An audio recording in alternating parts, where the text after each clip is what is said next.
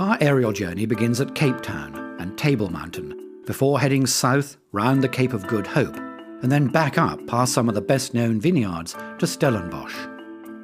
We then head east to Hermanus and whale watching, before flying along the garden route to Port Elizabeth in the Eastern Cape, and on up the wild coast to Durban in KwaZulu-Natal, before heading inland to the Drakensberg Mountains.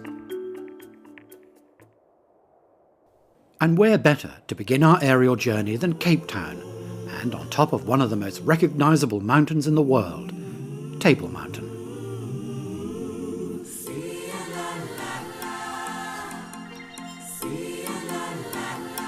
The mountain towers over the city. It's 2 miles long and 3,500 feet above sea level. It was named Table Mountain by Antonio da Soldano, the first European to sail into the bay in 1503. The flat top is flanked on one side by Devil's Peak, and the other, Lion's Head. One of the most famous views of the mountain is from the sea to the north, where it's possible to see how much it dominates the city. More often than not, the mountaintop is covered by white tablecloth, when clouds are formed by a warm southeasterly wind rising up the mountainside and meeting colder air at the top. And the views from the top are spectacular. But for those who prefer the easy way up, a cable car takes you to the plateau.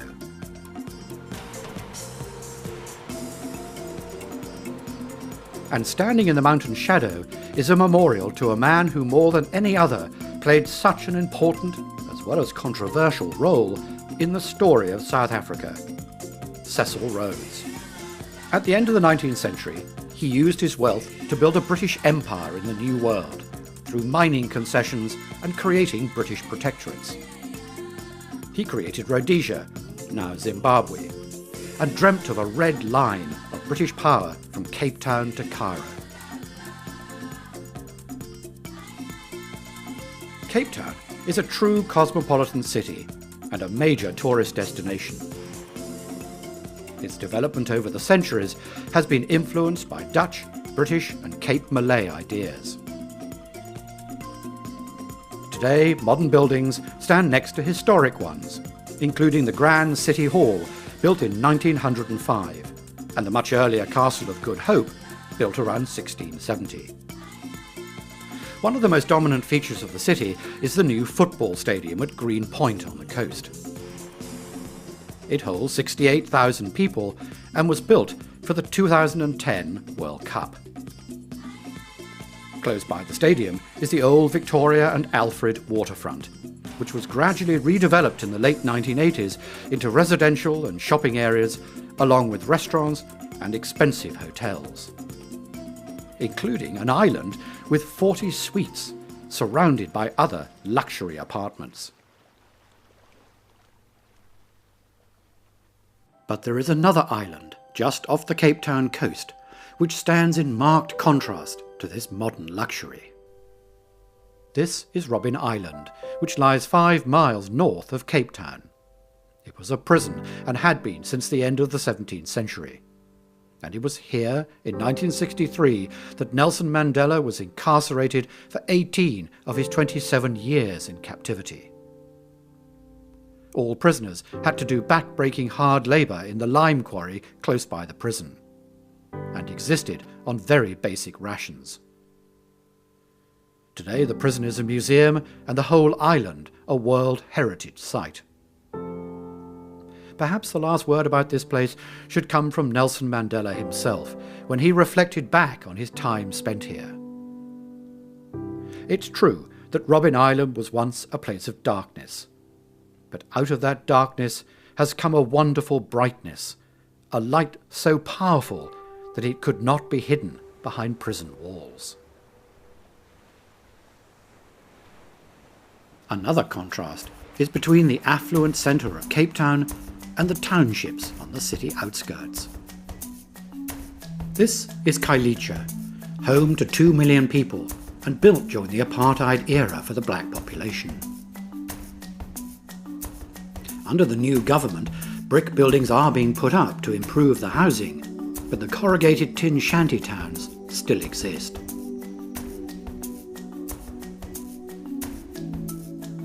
It's a very different story on the west side of the city, where modern apartment blocks line the shore at Sea Point and up the side of Lion's Head. One of the glories of South Africa is its coastline, which stretches for nearly 1,800 miles and boasts some of the most beautiful beaches in the world. And Noordhoek Beach is one of them, a 4-mile stretch of white sand and deep blue sea. But this beauty can be deceptive, because very quickly a storm can turn the sea into a fearsome maelstrom, which over the centuries has driven many a ship onto the shore. All around the coast, rusting wrecks can be seen. Proof, if proof was needed, of how dangerous the seas can be. And especially around the Cape of Good Hope, where gale-force winds and tidal races can drive unsuspecting ships onto the rocks. Cape Point Lighthouse replaced an earlier one built higher up on the Cape, because in 1911, as a result of the old one being shrouded in fog and the light obscured, a Portuguese liner, the Lusitania, was driven onto the rocks. There was no lighthouse in 1488, when the European explorer Bartolomeo Diaz discovered the Cape for the first time. He erected a cross, which was later replaced with this replica as a memorial to his discovery, and is interestingly used by sailors today as a navigation point. The weather patterns around the Cape area do have one very beneficial effect, and that's on all the vineyards, because South Africa is one of the world's great wine producers, with a history that goes back to the Dutch settlers in the late 17th century. These are just some of the beautifully maintained historic estate houses in the shadow of Table Mountain at Constantia. The main area of the Cape wine industry is to the east of Cape Town, around Stellenbosch. One of the earliest estates is Boschendal, which has a history stretching back to 1685. The old manor house has been enlarged and altered over the years, and what we see today dates from 1812. Time to head for the coast, and a place which has become most associated with whale watching, Hermanus. Back in the 19th century, when whales were spotted, the boats would put to sea and the killing would begin. Today, when whales are spotted, it is cameras that shoot the whales. From the shore, it's possible to see right whales from June through to December, as they arrive to calve in the shelter of the bay. These huge barnacle creatures, often with calves, can be seen close to the shore, quietly drifting with the tide.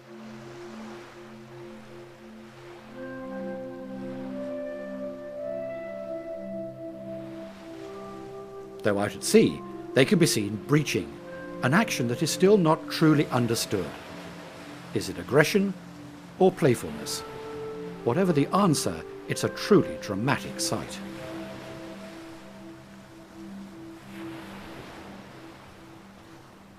One of the best-known stretches of coast straddles the Western Cape and the Eastern Cape and is known as the Garden Route. It runs from Mossel Bay to Storms River. In 1780, a visiting naturalist noted that nature has made an enchanted abode of this beautiful place.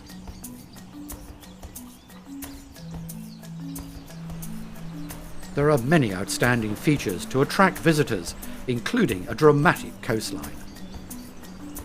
Swim from the wide beach at Nature's Valley, part of the Tsitsikamma National Park.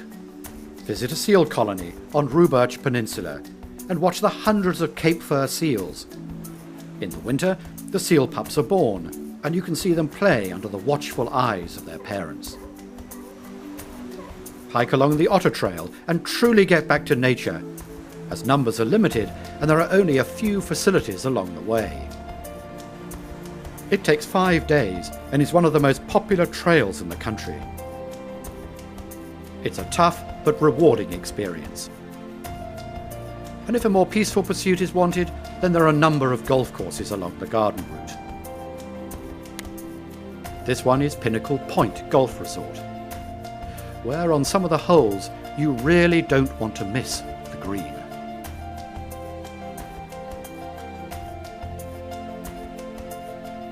The road bridge across the river Blokranz is the highest single-span bridge in the world and the perfect place to hurl yourself off, attached to a bungee rope, of course. The drop holds various entries in the Guinness Book of Records.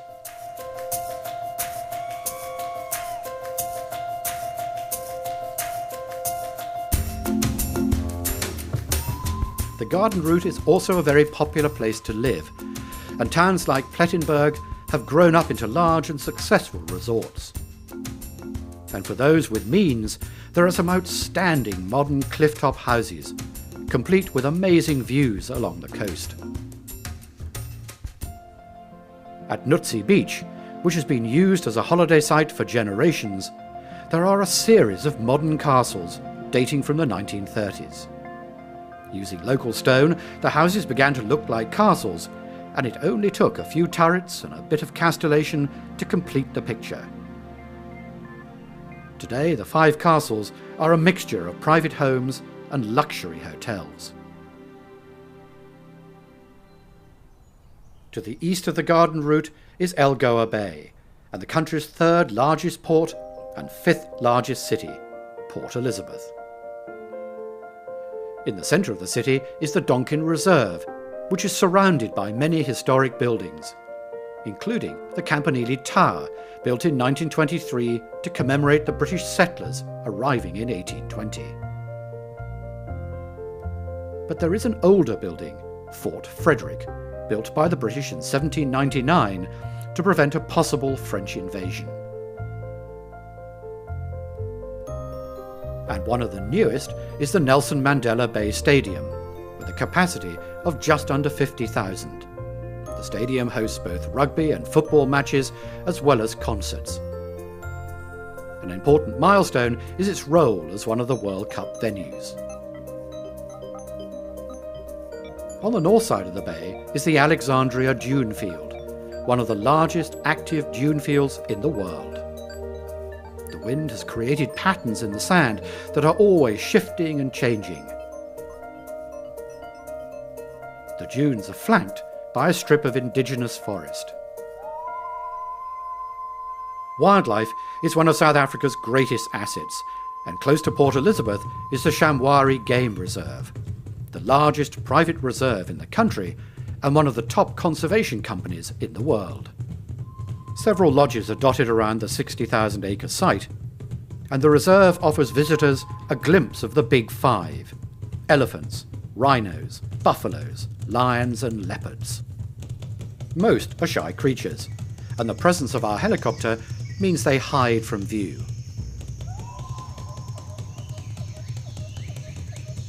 However, the zebra and wildebeest do not seem too worried.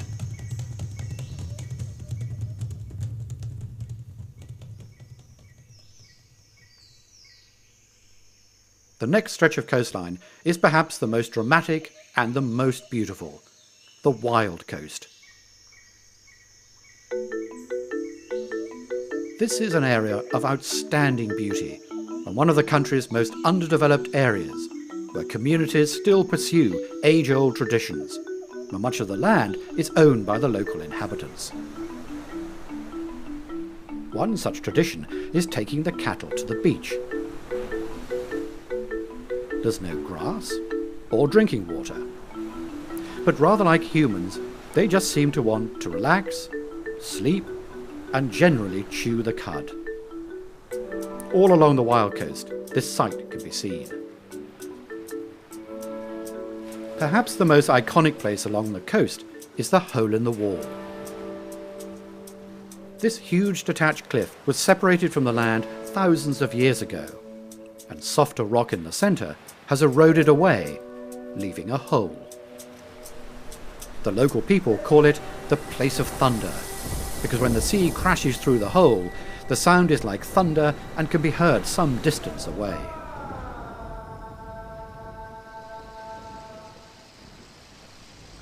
The erosion has created a sheltered and safe place to swim, and is one of the most popular places to visit on the Wild Coast.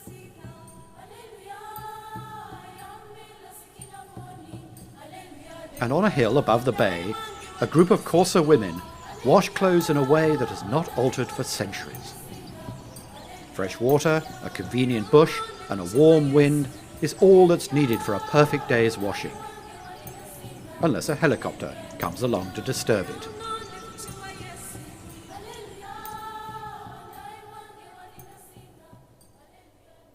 Inland from the coast, groups of round houses, known as rondavilles, can be seen in clusters, surrounded by vegetable patches and enclosures for cattle. They are built in the traditional manner, using thatch with earth and cow dung walls. These roundhouses can be seen all the way up the east coast, and in places the thatch has been replaced by corrugated tin, and the earth and cow dung walls with cement blocks or bricks, but the shape has remained the same. Originally built with no services, many now have electricity and running water, with a separate earth closet outside.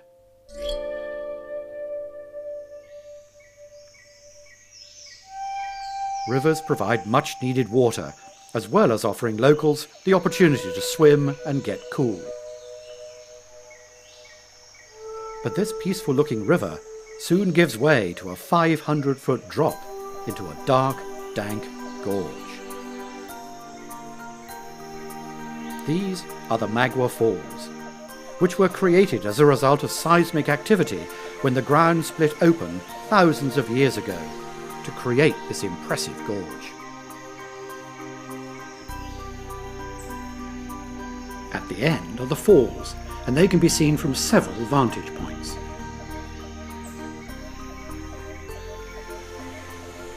It's an impressive and majestic sight.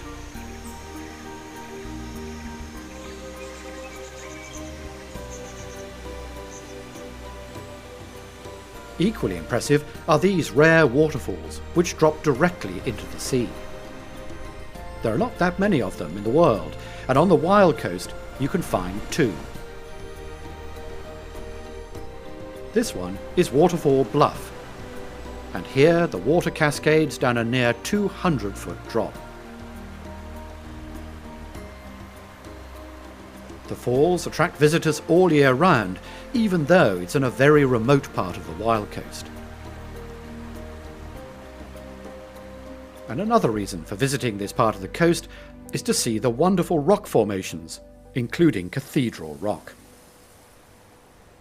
It's freestanding, and over the centuries has been sculpted by the sea and wind, and does indeed take on the appearance of a great flying buttress on a medieval cathedral. Over the border in KwaZulu-Natal, sugarcane production provides much needed employment in rural areas. And most of the country's sugar comes from this part of the country. There are well over 30,000 registered growers, and parts of the landscape are covered with sugarcane fields. When the cane is cut, it goes to one of the mills, and this one is on the coast at Basley Beach, close to Durban. The delicious burnt sugar smell spreads downwind for several miles. Our route now takes us up the coast to South Africa's third largest city and busiest port, Durban. The harbour is natural, one of only a few on this stretch of the coast, and was opened in the 1840s when it was known as the Port of Natal. But perhaps Durban is most famous for its seafront and beaches, and is in complete contrast to the wild coast we have just seen.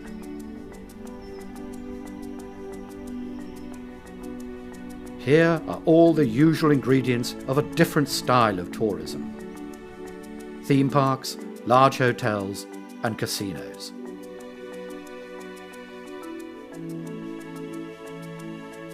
Durban also played its part in the World Cup story at the Moses Mabhida Stadium, which comes complete with a funicular cab that takes visitors to the top of the arch for breathtaking views over the city and coast. Inland from Durban is the Valley of 1,000 Hills, which is very much part of the Zulu kingdom, founded at the beginning of the 19th century by Shaka Zulu, who united tribes together by diplomacy and force. At the height of his empire, Shaka commanded an army of over 50,000 Zulu warriors. Today the area is full of small villages and farms which dot this beautiful landscape and have changed very little over the centuries. And for centuries, the Umgeni River has flowed over Howick Falls. The Zulu people call the falls Kwanakwaza, meaning place of the tall one.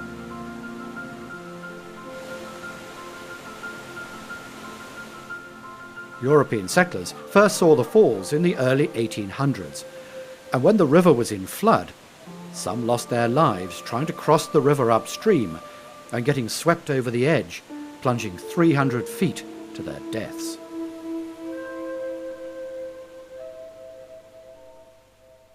From here, it's only a few miles to South Africa's highest mountain range, which in total runs for some 600 miles.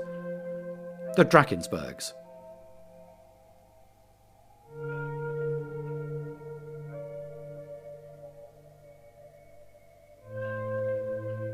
The Zulus refer to the mountains as Umhlanga, meaning barrier of spears. In Afrikaans, it's Drakensberg, which translates as Dragon Mountains, where vultures glide on the rising air. To the north is another spectacular natural rock formation, the amphitheatre.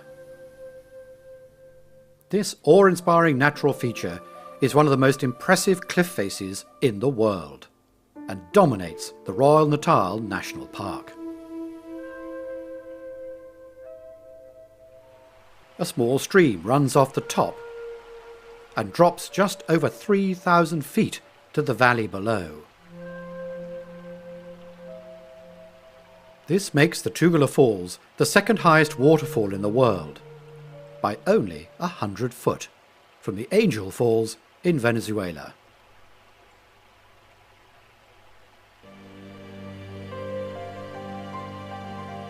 Perhaps the best known mountain in the Drakensberg range is Cathedral Peak. And from the hotel in the valley, there is a clear view up to the summit. And by flying up the path to the top, the climb will take us less than a minute. So sit back and enjoy the ride.